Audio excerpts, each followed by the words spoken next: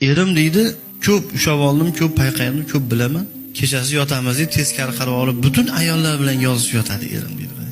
Qarang, buni otini azizlar zino deydi. Payg'ambar alayhissalom men hayotda zino qilgan bandalarni do'zaxda yonayotganini ko'rganman deganlar Rasul. Isro kechasida Jibril alayhissalom bilan jahannamni, do'zaxni Jibril alayhissalom menga aylantirgan, sayr qildirgan. Shunda deydilar, bitta tandurga o'xshagan binoni ichida erkak ayol qip yalang'och bitta joyda do'zaxga o'tin bo'lib yotganini ko'rdim deydi. Ostlaridan olov berilib turardi. O'shalar kimlar?